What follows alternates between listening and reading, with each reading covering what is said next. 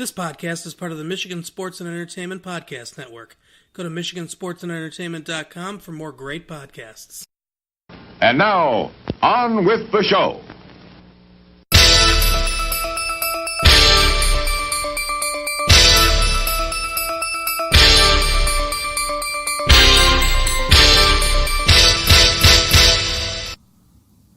Hey everyone, welcome to We're watching here!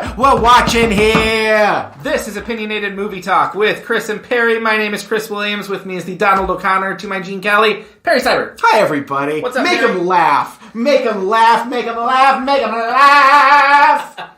This is our musical episode, and we are going to sing the whole way through it. Get your earplugs out now, people. Have you ever heard, I don't know if you've ever sat and watched the director's commentary to the motion picture classic Step Brothers, but I did at some point, I believe, but I don't know Will the story. Ferrell and Adam McKay and John C. Reilly improvised the entire commentary as a musical. And Okay, that's really good. It is the craziest thing. I should probably cue this up. They have a whole song devoted to the rubber balls that Will Ferrell has to wear in the movie. That's fantastic. It is great. Today is a musical episode. We're going to get to our list of the top post-2000 and on 21st century musicals in just a moment. But Perry, what have you been watching? I have been watching a 21st century musical. Oh, great. What have you been watching? I checked out Donald Glover's Guava Island. Oh, okay. Which That's is on come out last week. As we're recording. It premiered at Coachella. Okay. He made it on the sly. No one knew. They knew he was doing something and that Rihanna was involved, but no what? And then suddenly, boom! At the beginning of Coachella, here's a new movie. Starring Donald Glover, written by his brother Steven, directed by the same director who made the This Is America video. And It's a lot of the same Atlanta crew. And it is it's a 55-minute, an old-fashioned six-reeler musical that takes, there's three numbers. One of them is a sort of redo of This Is America. Okay. That is about a man in the titled location, Guava Island. He's a radio personality and a musician. And it turns out, right at the top, you get the history of Guava Island, which is very important. I won't go into it. Okay. But Guava Island is run by a sweatshop owner who all the people on the island are employed making clothing. And basically, the main character, played by Donald Glover, wants to throw this big festival so that everybody can have this amazing night of partying and celebrating life in the streets. And the big head honcho doesn't want him to do it. That's the basic drama. That's the setup. And it is just like Atlanta and just like everything associated with Donald Glover. It is not quite what you expect. It is really wonderfully musical. He is, for me, just effortlessly engaging. I love Donald Glover. I've been a Donald Glover fan since Community. Oh, you're a Glover lover. I'm a Glover lover. Okay. I am a Glover lover. It's really good. Check it out. And like I said, 55 minutes, people. We are in and out. This is a film that does not overstay its welcome. It's on Amazon, right? It is. And it's on Prime. Oh, great. I will have to watch it. I do like Donald Glover. I have not caught up with Atlanta. I need to. That's in my queue on Hulu. It's just a show I haven't been able to go back and watch. But I need to, because I like Donald Glover. Like you said, Community.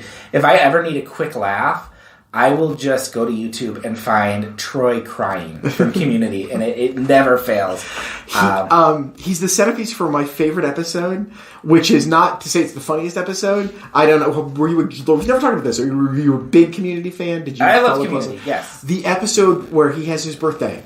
And they drive around, and it's mocking all the episodes where it's mocking all the sitcom episodes where people would drive around, and there would be no there'd be awkward non-laugh track moments. That's what they were doing throughout this. I remember the one where him and Abed were at the restaurant the whole time, and that was Abed's birthday because it has the great thing where he looks at the menu at the very end because he's going to pay for the meal. He looks at the menu and he starts crying. He's like, "They said it was market price. What market are you shopping at?" Community is a show that is due for a revisit for me, so I'll have to see that. And I don't ever think I saw the last season of Community. Me either. Which I actually when it heard went to was good. Google or whatever. It was Yahoo, I believe, but they're all on Hulu now, so I need to see that because I heard it actually ended fairly well. Mine is also a musical, but mine is not on any screen yet. I went to Chicago a few weeks ago, and I finally saw Hamilton. Which, to me, this was a huge deal because I was obsessed with Hamilton for a solid year. It was all I listened to when I wrote. I devoured everything I could get. I have the book they put out with the annotated lyrics and the whole thing. So I kept being thwarted in all my attempts to get tickets to it. And so we went to Chicago a few weeks ago, and our hotel was 2 blocks down from the theater. Yep. I got up at 11 in the morning, or 10 in the morning when the box office opened, waited an hour for tickets to come up. We got center orchestra seat tickets for more than half off. Beautiful. And it was great, and it was the rare thing where it was better than I had hoped it would be. Like it is so good and brilliant, and it went from being a bucket list to a bucket list. I have to see it again. So I loved it, and it kind of fueled my whole desire to talk about this because I think we are in an age where the musical is. I don't want to say it's making a huge comeback. It's not as ubiquitous as it was in like the 50s or anything. Certainly, but they're easier to find. And I think they've been pretty good in the last 20 years or so. I would agree. And whether it's been in the movies or I don't know if you've seen the TV show Crazy Ex-Girlfriend. I need to see more of it, but yes. I need to do the last season, but I love Crazy Ex-Girlfriend. So I thought it'd be really fun to talk about. I know you're a big musical fan. I am. I am particularly a fan of movie musicals. I'm going to betray this prejudice in a moment, but I firmly believe that for the most part, the best movie musicals are original movie musicals. I don't think stage adaptations work as well, generally speaking. I don't... This is not a sweeping statement. I'm going to invalidate this momentarily in a bunch of ways, obviously. But on the whole, I prefer... The 2 greatest movie musicals for me ever, far and away, a clear, however much yardage, feet, miles you want ahead of everything else, is Singing in the Rain and Bob Fosse's All That Jazz. I totally agree with Singing in the Rain. I think these 2 films are unfathomably great. They are among the 10 greatest films ever made. Sure. And maybe that's colored my opinion on this over the years. But looking at this list of stuff we're going to talk about, I'm looking at my list, and 2 of the 3 that I chose to talk about. Well, we cheated on this one, right? We did cheat on this. Yeah, so there will be 3 from each of us plus 1 that we share. This is a 50-50 split for me. 2 of them are film originals, and 2 of them are adaptations. Mine, I believe, are all originals. I kind of share your belief without even having thought of it, because when I went to do my list for this, and we'll get into how we chose them, but I didn't end up, I really didn't even give much of a consideration to, should Into the Woods be on my list? Because it should not be on my list. Should Sweeney Todd be on my list? I like Sweeney Todd, but it was not even in consideration for me. Hairspray, same thing. I like Hairspray in Chicago. I don't think they're as good as any of the movies I picked. And I agree with you, Singing in the Rain is brilliant. But yeah, same thing. I love a good movie musical. What were your rules for getting your list? Because it's kind of gets hazy. What is a musical? I have a pretty strict rule for this. I wanted to be pretty strict with musicals. Musicals for me require the songs have to either advance character or plot, and there needs to be a few of them. Okay, yeah, sure. Toy Story 2 is not a musical. As great as the single greatest musical sequence song that you'll find in any Pixar movie is smack dab in the middle of that movie. So that was really it. And honestly, I came up with 3 immediately. Checked in with you, and then we found out the one that we agreed with and agreed we'll each pick 1 more, and that one came to me pretty quickly. Yeah. And then I started looking at a list. Then I was like, okay, well, let's see if I truly just forgot something, and started looking at lists of 21st century musicals, and no, I had the 4 best ones. Yeah. I mean, I went and looked at the list again. I did the same thing, and I'm like, no, my rules were basically, it has to be diegetic, obviously. It has to be sung by the characters. It doesn't have to be, for me, a break into song in the middle of the street movie. Like, as long as the songs are in the movie and the characters are singing them and it's tied into their emotions, I'm good with it. I really wanted to fudge this rule because I wanted to find a way to fit Baby Driver on there, which is a movie I really like, but is not a musical and not an Unreasonable Instinct. I'm okay with this. If had you put it, I would not have called you on it. I really wanted both Edgar Wright musicals, that and Scott Pilgrim, which I came close with Scott Pilgrim, but that didn't have quite enough songs for me. I appreciate that. I would have called you on that one. Yes, yeah, but I do like that movie. And I didn't end up with any Broadway adaptations. It's kind of crazy. So obviously we'll save the one we both agreed on till the very end. Except spoiler alert, it's The Greatest Showman. I mean, it has to be, right? I had to decide on a Zac Efron movie. It was going to be that or High School Musical 3, and I went with Greatest Showman. People, I'm sorry. I will. It's not on my list. I will go to bat that I like The Greatest Showman. I do not like any moment in it where they stop singing. And I do not for a second buy the story at all. It is a pop album where they tried to connect it with plot. And it doesn't work. But it's an entertaining movie that doesn't work for me. But I like it in spite of itself. I don't hate it, but I was not entertained by it. And I found it incredibly problematic even in the moment. Steve Barnum is just a good guy. But anyways, less about what doesn't work. What does work? What is on your list? Let's start with you. Number one. Or whatever. I'm going to go reverse because I want to say my number because my number one is one of my favorite films of this decade. Okay, so great. I'm going to wait on that one.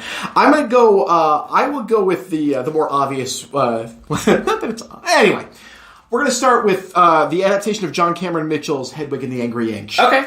Which is actually coming to Criterion this summer. Oh, nice. If you've never seen it, I'm sure they will do a fabulous job with it, and it's a film that I'm sure needs a cleaning up. It was made very inexpensively in the heyday of indie film in the early 2000s. It was a one-man show. The musical was a one-man show where it was sort of a concert by Hedwig. Okay. And where you learn Hedwig's life story. I will get... please don't ding me for bad pronouns in this particular review. Yeah. It gets tricky.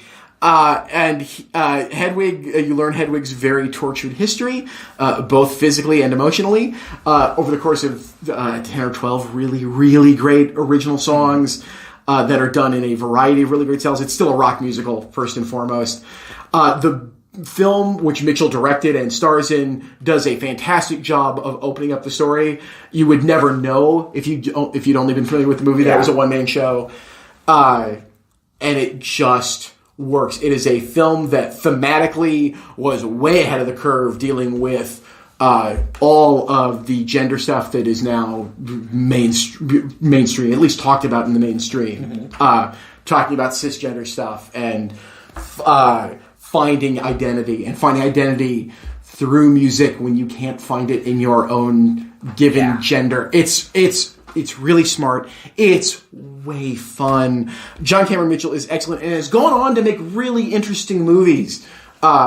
I really liked Short Bus. I think it's Short Bus is the name of the movie. I'm trying to think of it. Yes, Short Bus. And he's just done good work consistently, and he's really smart about it. And this is a great movie musical, and like I said, it's a great movie musical adapted from a one-person musical, which shouldn't work at all. I don't know how you adapt that, but that's the thing. He opens up to the medium and lets the medium accent everything that's good in his show and augment it and doesn't think, I'm doing this because this is... the example I always like to bring up is John Huston. He's a fantastic film director. One of the best we ever had. Just a perfect workman-like... And I don't mean that in a bad way. I just mean could do anything, right? Except if you see Annie, where he does not know how to direct the musical. And it's because he knows enough that the camera moves, and the camera moves all the time in Annie. And the camera moves all the time in Annie because the camera's supposed to move in a musical, right? The camera's supposed to move, right? We don't know why it's moving. There's no thematic reason it should be moving. It just moves to move for the sake of movement. And that's what Mitchell doesn't fall into here. The camera moves, don't get me wrong. It's a cinematic movie. But he plays with editing in really fun ways, and he gets to have a cast around him, which he doesn't in the original one-man show.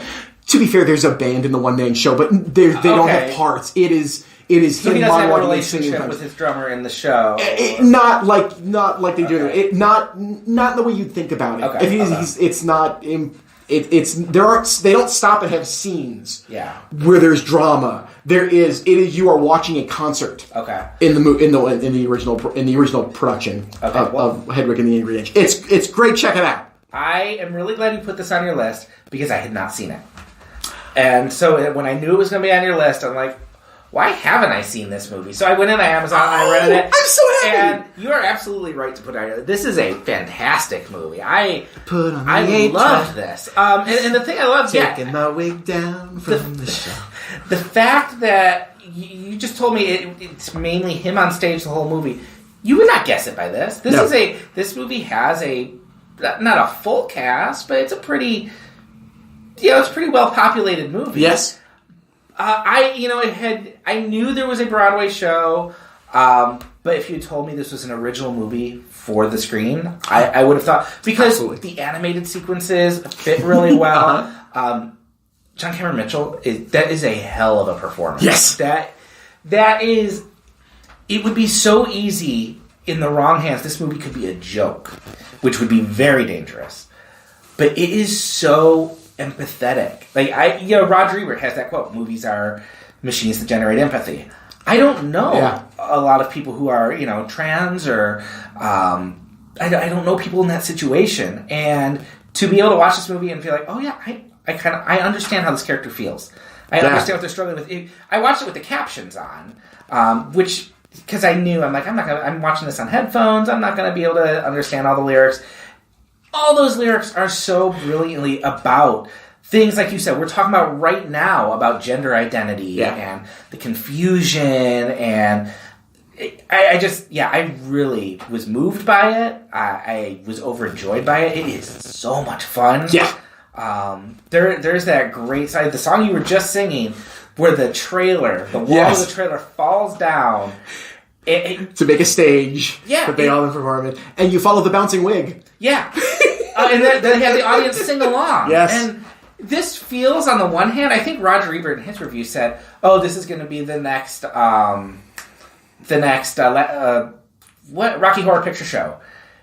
And I feel like this is a little more sincere than something like that, where it's not a midnight movie. It's just a genuinely good movie. And I'm not surprised if it's a midnight movie that people flock to see, but it's just on its own. You don't have to smirk at this movie. This is a genuinely great movie, and the songs are great. I was really glad I watched it. Very good pick. For me, the only association I would make to Rocky Horror is that had Rocky Horror been made 20 years after it was, Tim Curry would have been nominated for an Oscar for Best Actor. Yeah. And had this been made 10 years after it was, John Cameron Mitchell would have been nominated for Best Actor. I'm thoroughly convinced. I was shocked to go back and see when this was made. Yeah. And realize it was 2000 because it does feel so contemporary. Yeah, it works. It's great. Great choice. It definitely belongs on the list. It probably should have bumped one of mine off. But it is really good. Mine is different. My first one is different. It is Moana, which is about as different from Hedwig and the Angry Inch as you can get. And the reason why is I started putting my list together and I realized I really got to see if there's a Disney movie I can put on here. Because I think Disney has been synonymous with movie music for decades. Mary Poppins. Absolutely. Bedknobs and Broomsticks, all the way to Beauty and the Beast. And I was really curious, is there something that I would hold up in this century that would fit alongside that? And really, there's not a lot of choices. I enjoy Frozen, but there might be one song in there I know, like that I go back and hear, and I'm like, oh yeah, I kind of like that song. Tangled, same way. I am actually not a fan of Tangled at all. Tangled. I really hate Tangled. Mary Poppins Returns is a movie that I saw, and I can confirm exists, and I enjoyed, but I didn't really think of it again. And Into the Woods is a movie that just sits there for me. We actually disagree on this. Oh, really? You like Into the Woods? I actually really like Into the Woods. Oh, not enough that it was near my list, but Into the Woods was so much better than I expected. Okay, I actually really enjoy it. Even before we were talking to you, said that there was a movie you thought I'd have on my list that there isn't, and I'm going to say I bet it was the Muppets. No. Oh, okay. Because I considered the Muppets for Reasonable. this list. But Very good songs in there. Very good songs, but I guess I'm always comparing it to the Muppet movie. Fair. Plus, I think there are only a few where I have gone back and listened to the songs that there are a few clunkers in that one. Chris Cooper rapping is not my favorite thing in the world. But I went with Moana. My daughter has in the last year come to love Moana, and she watches it repeatedly. And it might be the only movie she watches repeatedly where I'm like, that doesn't annoy me. And I think a lot of it is because I really love the music in there. I think it really feels like something that would fit in the Disney songbook that feels also a little bit different. There's not a love ballad in there. I really like Lin-Manuel Miranda's contributions to it. I really like You're Welcome, which, it's not a rapping Chris Cooper, but it's a rapping Dwayne Johnson. I love that song. I love Jermaine Clement has a song that's a lot of fun. I like the ballad that keeps, weaving through How Far I'll Go. It's a really unique and fun Disney movie that I really enjoy. I greatly enjoy. And I saw it when it came out, and I reviewed it, and I gave it a favorable review, but not anything spectacular. And it is a movie. I go back, I hear the music, I watch the movie again, and I'm like, yeah, I undersold that when it came out. This is a really damn good movie. It's a movie that just sits there for me. Really? I did not care for Moana much at all when I saw it. Everything that Lin-Manuel Miranda, who I love, contributed felt like stuff that were ideas that were discarded from Hamilton for me. I have a lot of fun with them. I don't remember any of the songs from it. I saw it in the theater. For me, if I'm going to make the argument, and I think you're absolutely right. I get it. This is a taste issue. Mm-hmm. I don't think it's bad. It just doesn't work for me. If you're going to make that case for a Disney musical, and I do think, I think it's right to. I think it's good to, especially because Pixar doesn't do musicals. No, they don't. They have songs, but they're not musicals. I think it's hard to overlook Frozen, if only for this reason. Disney had no idea. They did not know what they had. No, they did not. They had this female-centric story and had no idea how to sell it. Mm-hmm. They hid the fact it was a musical. That it's a real musical. I mean, in all the ways we're talking about. That it is a stop the presses, we're going to sing a song to advance the plot and reveal character musical. Mm-hmm. And that the songs, I mean, you had an inarguable standard has come from it. And I can also name 3 other songs in it that I really like, actually. Well, the other movie my daughter watches over and over again is Frozen, and I don't feel as kindly about hearing Let It Go over and over again. I understand that. You're welcome. And I don't think Frozen's a great movie. Don't get me wrong. I am not arguing that. But from a historical standpoint, wow. I think it's a pretty. If we're going to talk about the importance of keeping the concept of the musical alive in movies, it's hard to overlook Frozen. I think it's important. It's worth mentioning. Sure. That would bump off anything else from Disney for me in this conversation. Sure. Not that it's on my list. Oh. Although I do love to point out, because I love useless trivia. I love useless trivia. When that guy, when that song won, when Let It Go won, and the guy who wrote that, the couple that's married that wrote it, the guy became, he got his EGOT with that. Yeah. He became the youngest EGOT winner ever. Oh, really? And since then, he has double EGOTed. Really? Becoming the youngest person to double EGOT as well, and maybe the only person to double EGOT. It gets ugly. Did Tracy Jordan get a double EGOT? He did not. Although if Lin-Manuel Miranda when Lin-Manuel Miranda wins an Oscar, he will be the only person in history to have golden EGOTed and gotten a MacArthur grant. Wait, what's a golden EGOT? That's when you win a Golden Globe and an EGOT. Okay. Well, and a Pulitzer. He has a Pulitzer, too. He does have He's got so we're waiting for that. That'll be the greatest resume in history. Yes. And he'll win an Oscar at some point. And I love Lin-Manuel Miranda. As do I. He's great. As do I. He might get that Oscar with In the Heights. He might. Something new for that. He might. So, what is your second movie? My second movie is a film no one has seen. Oh, great. From a director who's not known as a director. Okay. Who's made nothing but interesting and good movies. Okay. John Turturro. All right. If you've never seen a John Turturro film, see one. They're all very different. They're all very good. Okay. This is a man who knows his own history, knows his Italian history, and knows his film history. And he has made films that are of very different pieces all the way around. And they're all really interesting, even though they may be of varying degrees of quality. They're all worth seeing. Okay. In the early 2000s, he made a film called Romance and Cigarettes that stars James Gandolfini. Okay. As a blue-collar Brooklyn dude. He's married to Susan Sarandon, who's a blue-collar Brooklyn lady, and he's having an affair with a young trollop played by Kate Winslet. Oh my gosh. And they go the pennies from heaven route. Basically, they lip-sync to traditional songs. Okay. To like 40s and 50s songs. This is a film full of passion and love of music, and it is a kitchen sink musical that, again, it's one of those things where this will either work for you or it won't. Okay. And I will tell you that it works for me beautifully. I think it's an incredibly entertaining film. Gandolfini is the only disappointment of James Gandolfini dying so young that no one talks about is the fact that it left Tony Soprano as a giant shadow over everything he would ever do. It did. And he was a phenomenal actor. Yes. Who could do so much and had one of the great voices. I don't mean singing voices. I just mean one of the great voices in, I will go so far as to say film history.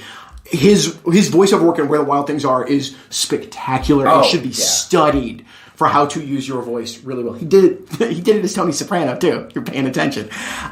He's a stage actor who knew how to calibrate for the screen. He's wonderful. And Sarandon's wonderful. And Kate Winslet is a slutty trollop and fantastic in it. And how have I never heard of this it's movie? because no one saw it. It disappeared. I remember when it came out. I made a point to go see it the minute it was playing in Ann Arbor. If I remember correctly, Roger Ebert wrote a rave 4-star review for it, if I remember correctly. Okay. It's hard to find. I don't know if it's easily available. Even to rent on streaming services. It's just that cast. My ears are perking. It's really good. And even if you don't like it, you'll be like, okay. You see why Turturro wanted to make it, and you saw how he could take a musical. And he has made other musical movies that are going. He's got a whole movie about opera that's fantastic. Oh, really? Yes. Turturro's a really interesting filmmaker. Yeah, Romance and Cigarettes. Hard to find, worth digging out. In the old days, you would have found it, buried in the VHS musical section, and you would have taken a flyer on it. Harder to find these days. I don't know if it even ever came out on DVD. It probably did. It was in the heart of when DVDs came out. It may be floating around somewhere. It's just this wonderful little gem that I would. Don't pay an arm and a leg for it. I'm not telling you it'll change your world, but you've never seen it, and it's worth seeing. I will always chase out a James Gandolfini performance. It's great. This isn't a musical, but I will get it out there for our listeners. If you have not seen Enough Said, see Enough Said. That is the romantic comedy he did with Julia Louis-Dreyfus. Oh my God, yes. Which is a fantastic movie that it came out, I think, after his death. Yeah. And again, it's a wonderful performance. It's a wonderful film, and I've been not revisiting, but watching for the first time Sopranos over the year. And we have so much to talk about, Chris. And I've only gotten through the first season, and then I keep getting sidetracked with other things. But I need to dive back into that because he is so good in that, and I love anything he pops up in. So that's a good choice. I will definitely have to check that out. What has ever happened? John Turturro, wasn't he directing a movie about his Big Lebowski character? Yeah, that's coming this year. Okay. Yes. Okay. That happened. Okay, I knew that was happening, but I also know it was supposed to have happened 3 years ago, and I'd heard nothing else about it. I believe it is coming out this year. Okay, I'll have to keep an eye out for that one. So my movie is different. It is a movie from last year that, again, I don't think many people saw. I don't think it got much of a theatrical release, but you can find it now on streaming. It is a movie called Anna and the Apocalypse. And this is a Scottish movie by Tom McPhail. This is the weird combination of teen musical comedy, Christmas movie, and zombie film. And it sounds like all those tastes should not go together, and it works so well. It is about a group of teenagers who over the night of their Christmas program at school, there's a zombie apocalypse, and they have to survive it, get back to the school, and it's told in song. And the key is that while the movie's really funny, it's not a joke. This isn't like kind of a grindhouse concept where it's like, see how funny this is, it's zombies, but they're singing. It's actually a very earnest movie. Excellent. The zombie stuff in there works very well, and the music stuff works very well. And it's not singing zombies. There's one song about killing zombies, but the songs are all about the isolation you feel as a kid, and the loneliness and the fear of the future waiting for you. And then you have that kind of hope and fear coupled with the end of the world, and your world is falling down around you. Your parents aren't going to be there to catch up for you. And it really kind of mingles the loss of hope and holding on to hope as the world's kind of coming apart. And I love this movie. The music is very much High School Musical-ish, which kind of fits the genre, but it's fun. There is a Christmas song in there that is one of the most cleverly dirty Christmas songs I've heard.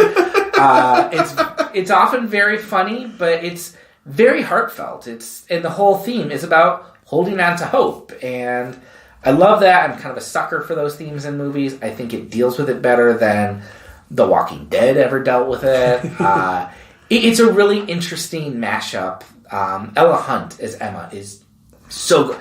No, her name is not Emma. It's Anna, because it's Anna in the Apocalypse. But I wrote down Emma, and I don't know why.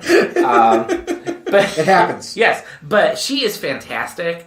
I think it's just got the courage to say, we're this weird little thing, and we're going to be it, and we're not treating it as a joke.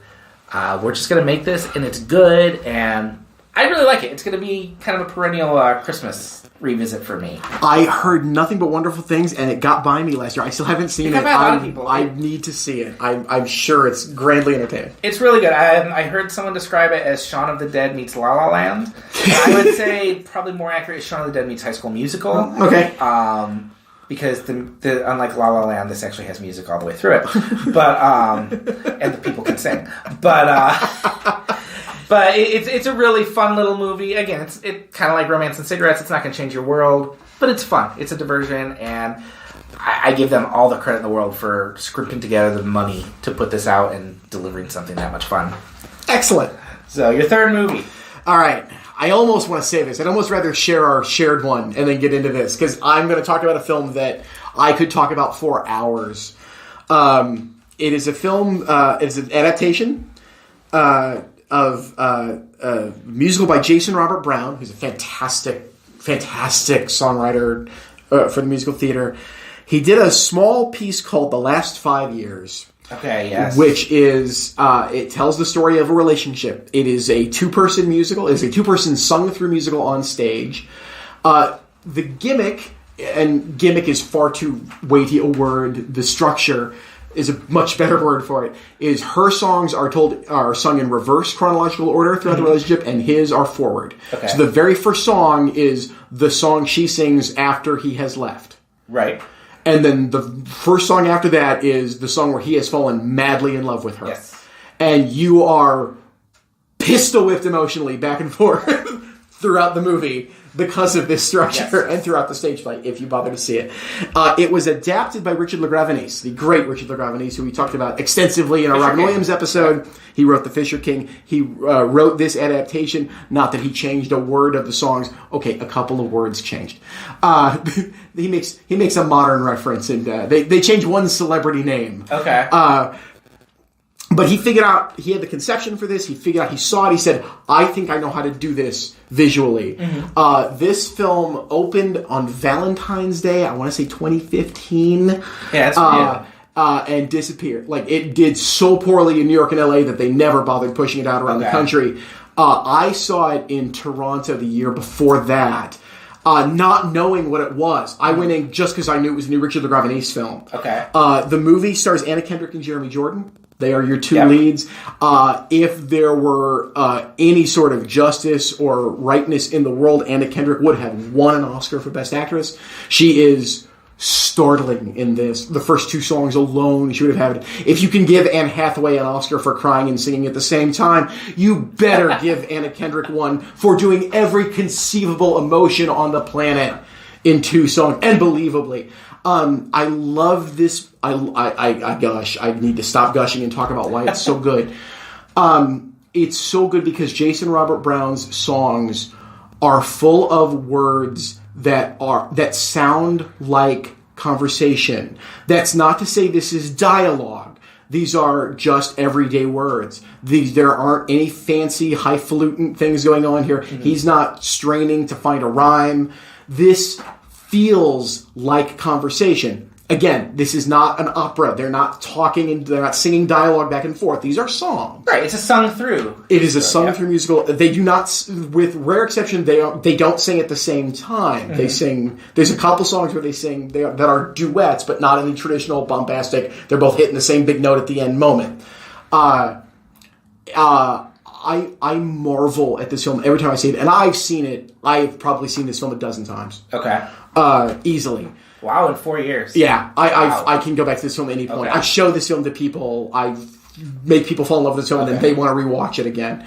It is a film where emotionally you will run the gamut between them. You will find them both incredibly lovable, and you will find them both horrible.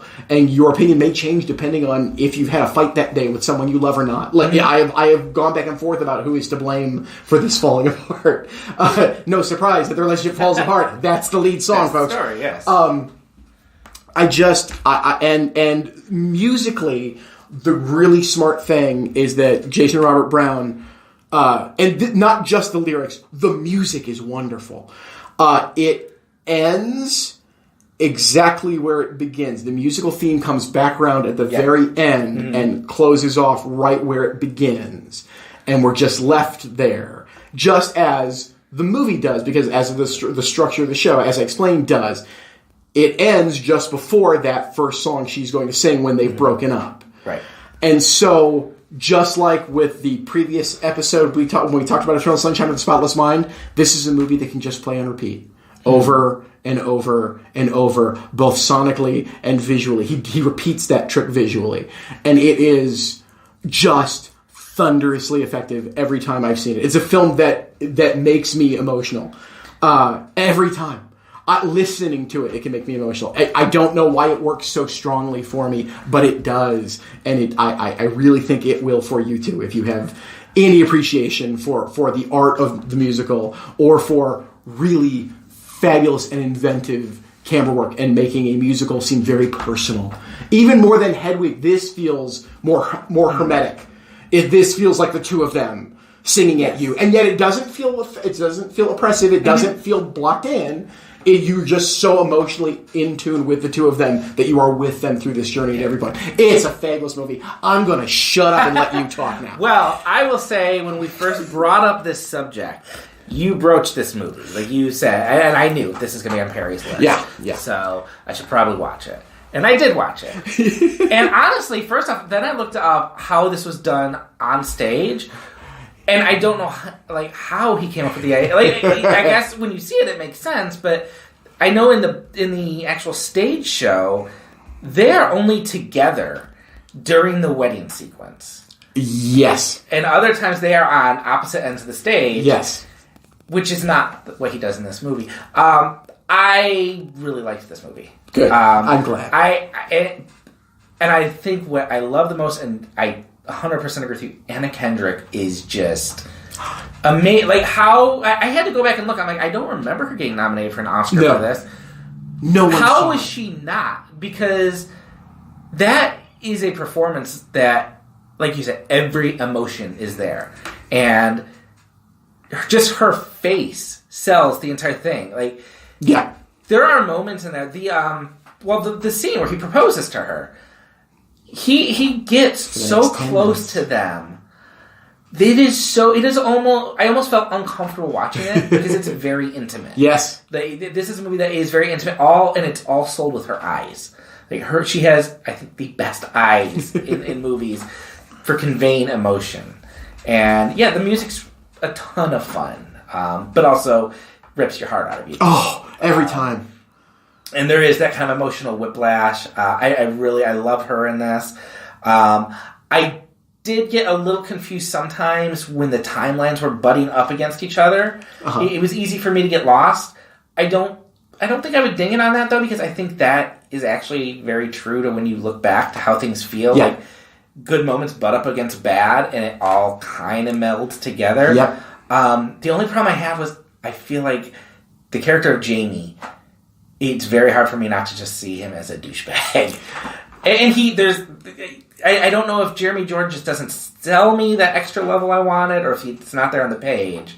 But that was the only thing. Is I'm like, I feel like he was just kind of a douchebag.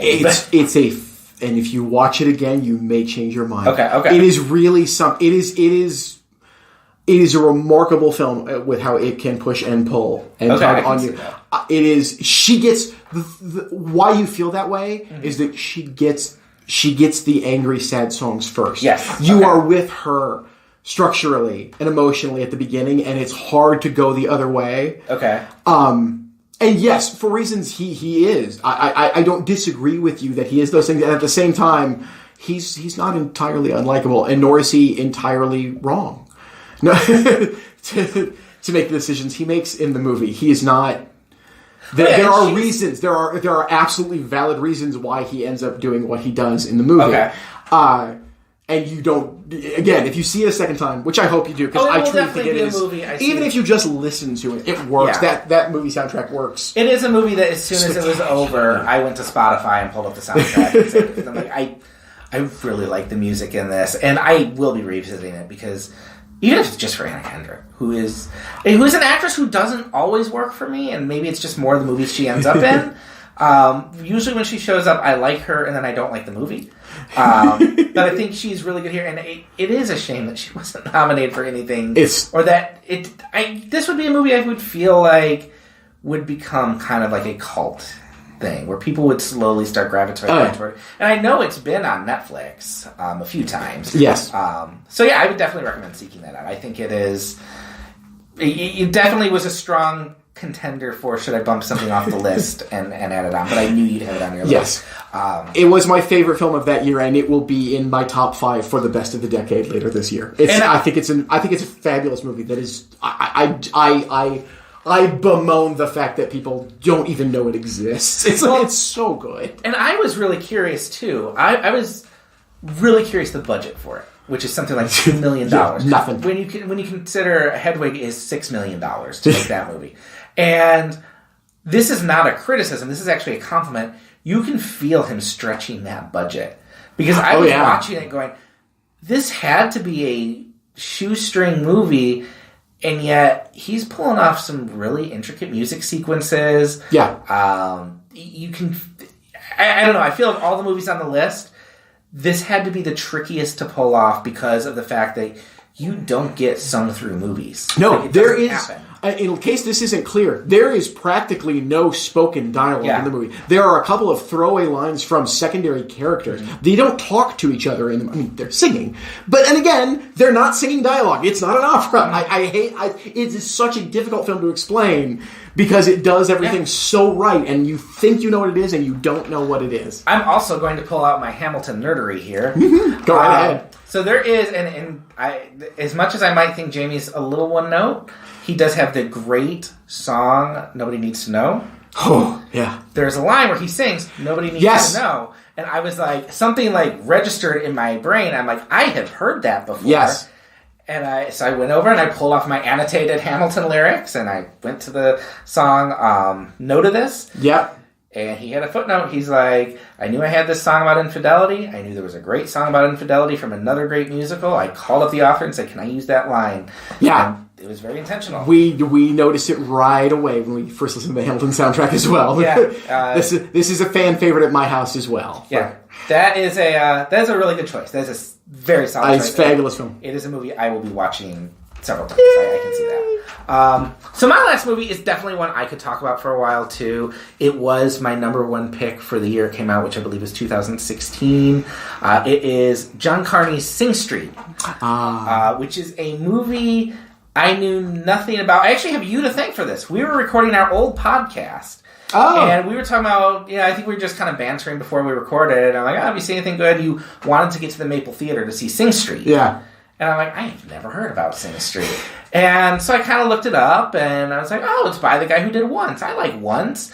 I should pencil that in. And then it disappeared from theaters. Yeah. And so they tried and tried, and that movie just didn't take. I knew it was getting a release on DVD.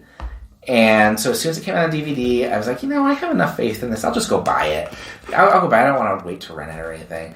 So I went and bought it, watched it that night. I had a crappy day. I think my wife was out of town. And I was just angry, had a bad day. And this movie salvaged that entire day because I was so overjoyed watching this movie, so in love with this movie, that when my wife came home a week later, I was like, we're sitting down tonight, we're watching Sing Street, because this is a great movie. And she did not love it as much as I did, but that's okay. I still love her. But this is a movie about a boy in 1980s Dublin. He's kind of having a rough go of things. His parents are going through a rough time. He's at a really crappy Catholic school.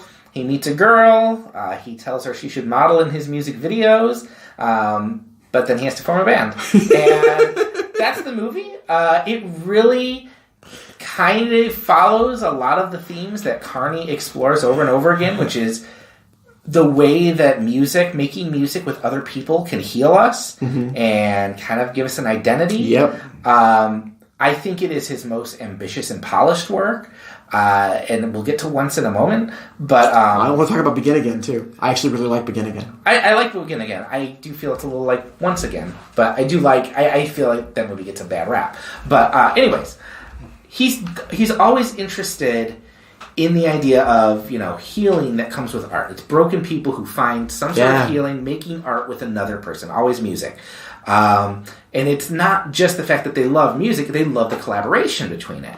And it helps them grow. And I think here he delves even harder into the way that can be an escape. It's a way out for people, because 1980s Dublin pretty much looks like 1980s Detroit in some cases. You want him to get out. And so this is kind of an escape. It's a way to find your voice. I love the songs in this movie. I listened to the soundtrack quite a bit. I think there was a hook where people were trying to sell this movie as, oh yeah, they're all spoofs of 80s songs. I'm like, that's not what this movie is. They are not spoofs of 80s songs. They are homages to 80s music, because the whole point of this is the way he finds his voice is the same way I found my voice as a writer, or anyone finds their artistic voice. You copy what you love until your voice clicks.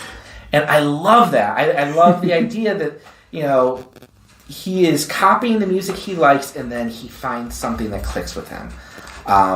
There's a moment in it, the Drive It Like You Stole It scene, where he has this fantasy of everything going right. And the song is perfect for that moment.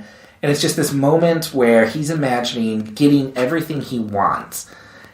And the movie just soars during that entire scene. I love that scene. There's a romance to it, but that's really, I don't even think the whole point of the movie. That's kind of the impetus to get him making music. Yes. I love the idea that collaboration, it's not a way to get back at your enemies. It's a way to draw them in. There's a bully in this movie who, the way they handle him and bring him in to the art they're making, I love that. This is a movie I love, and I haven't even mentioned Jack Rayner yet, who steals the movie with the line, I was a fucking jet engine. And, I love this movie. I love this movie.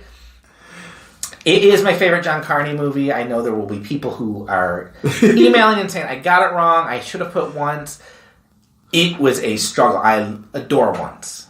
Once is fabulous. This is a movie that I just... So is this. This is the heart wants what it wants. And I love Sing Street. It was my favorite movie of 2016. Once is a great movie as well.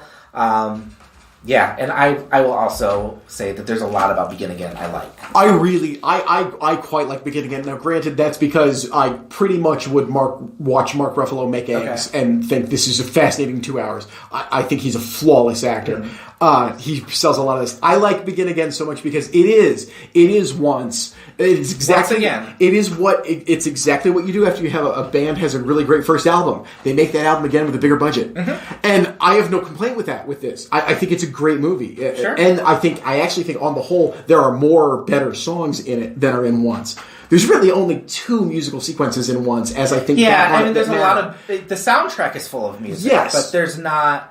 A lot of it's background in the movie, or maybe they just tossed off for 5 seconds. Exactly. So I think it's a better musical. Mm-hmm. And even Sing Street pushes being a musical. It does. It's really not, but it is. It's fine. I have no problem. I'm not interested in having that. It's close enough. It's fine. Yeah, sure. If that's what kept me from considering all 3 of those. They're not quite musicals as strict as I want to do it for this list. I'm fine calling them musicals. And I definitely was like, does it work? And I'm like, yep, you know what? I like it. Do it. Do it. But no, I love when I see Jack Reynor show up in anything just because of his role in this movie, even though I don't know that I've seen him do anything great, but I love him in this. This is just, I don't know, like, I don't know if any movie gets the joy of making art as right as this does, or Once, or Beginning. Yeah. Like, he understands it's not just, we're not just going to do some fun songs. There's joy in actually producing it. And I can't think of another artist who is making movies like that is just saying it's just as fun to make art. Yep. Yeah, I really like this movie. So we have a 4th. We have a 4th. And it was the one, we both had this on our list. I think it's an obvious choice, but it's an obvious choice because it's the right choice. Perry, you want to say what it is? What's the 4th movie? That would be Baz Luhrmann's Moulin Rouge. Yes. Which is I understand the people that hate this movie. I do. Yes. I get it. I don't share that opinion whatsoever. This was one of the great movie-going experiences of my life. I saw it at either a Friday or Saturday night opening weekend, full-packed showing at a theater in Ann Arbor. I was excited for this. I had loved Strictly Ballroom, Baz Luhrmann's first film. I was okay with Romeo and Juliet, but I was excited for this. I'd heard such good things about it, and I remember a half hour in watching a stream of old people walk out of the theater, never to return. And I thought, I didn't realize how divisive it was because I was savoring it. And then I was thinking, okay, yes, I can see how that would throw you off if you were expecting a musical and got this in your face. Yes. I can understand how. And I have never had an experience close to this. During Satine's death sequence, those black backgrounds and their 2 pale faces cut back and forth between. Surrounding me are, I realized for the first time, like high school and definitely not out of college girls all around, and they are sobbing. They are gone, and it's not show off crying. They are having the moment that Baz Luhrmann has constructed for them to have. And it's one of those few times where I went, I so respect this. Because I was nowhere close to crying. It did not have me in that capacity. And I think we've talked about this. I'm not much of a crier during movies. It doesn't happen. It happens exceedingly rarely. I adored the movie all the way through. To see something work and alienate at the same time. I had never had that experience. Not to that strong a degree for a movie, and it has always stuck with me, on top of the fact that I think the film's just a damn masterpiece. I think it's a flawless piece of work. I saw it when it opened. It was probably about a weekend, so I didn't have any walkouts. People kind of knew what to expect at that point. But I just remember being, this is something I haven't seen before. This is just even the choice to use modern pop music in the way he does, where sometimes it's very sincere. Like the Elephant Love Medley that is a wonderful movie moment for me, and I love how just dripping with sincerity that is. But then he can pivot and do the Like a Virgin moment, which is so silly and works so perfectly. I watched this a few years ago with my wife on Valentine's Day. We were at home because we have kids, and like, what movie should we watch? Let's watch a movie for Valentine's Day. I'm like, what about Moulin Rouge? I haven't seen that in a while. And that movie should only be watched on Valentine's Day. It is a perfect movie because one issue I'd always had with it, and I didn't reconcile with it till that night, is I'm like, Moulin Rouge is a mess. It is a Oh. bursting at the seams, Aesthetically, messy yes. movie, and like the tone is all over the place, and it's so heightened. And is it camp? Is it? I'm like, this is just a mess that is barely holding together. What is it?